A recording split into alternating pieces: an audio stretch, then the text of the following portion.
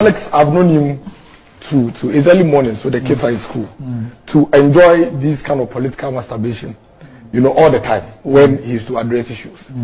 And he leaves the substantive issues that affect the Ghanaian people and run around with figures that sometimes are untrue and also sometimes even do not impact on the lives of the people. And now I'll take a few, then I'll come into the economy. But let me correct this falsehood he put out. Remember, on the 3 minutes left. Yes. On the issue of the industrialization, I insist, and I put it on record here, that no government since 1992, he jumped from the 92 and went into independence, and was speaking of Kwame Nkrumah, no government since 1992 has embarked on such deliberate radical industrialization drive than we are seeing under Nana Akufo-Addo. That is fact. In fact, he speaks of Kwame Nkrumah and all the factories that he built and state-owned.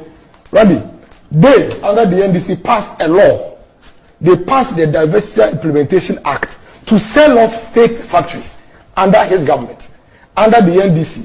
They passed out laws that sold out close to 200 factories owned by the state, rather than building new ones. So when he comes and said, how many state factories, pick our manifesto.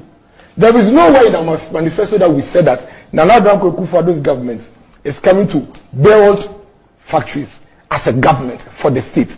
It is stated verbatim in our manifesto, and maybe you should read it before you comment on it. The manifesto says that in collaboration with private sector,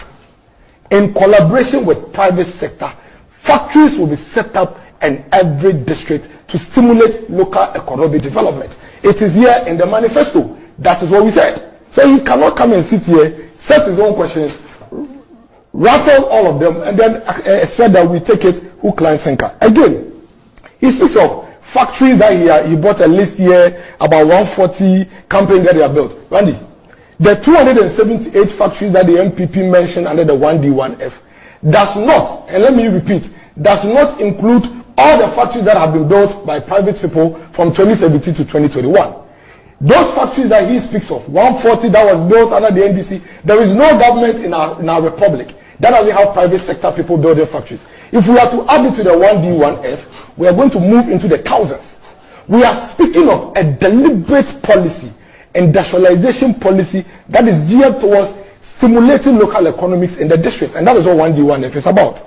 Now, let me quickly move to the economy and the IMF. Let us put it on record, Randy, and nobody can run away from that.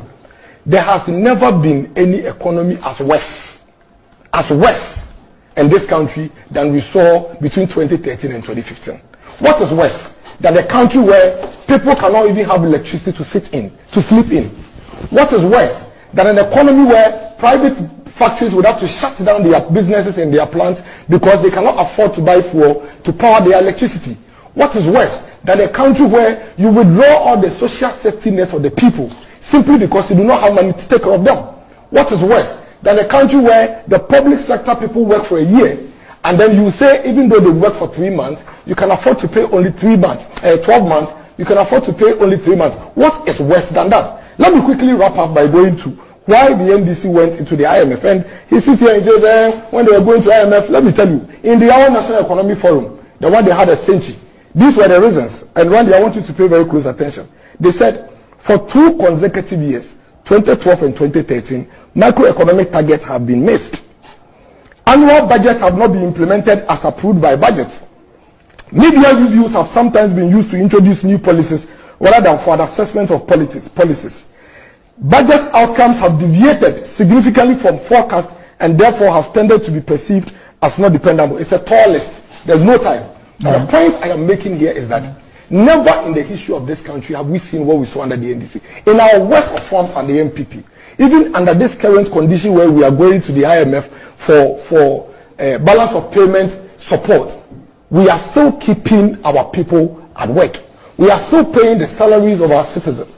We are keeping energy, the number one critical thing that is needed to stimulate private sector and public sector on.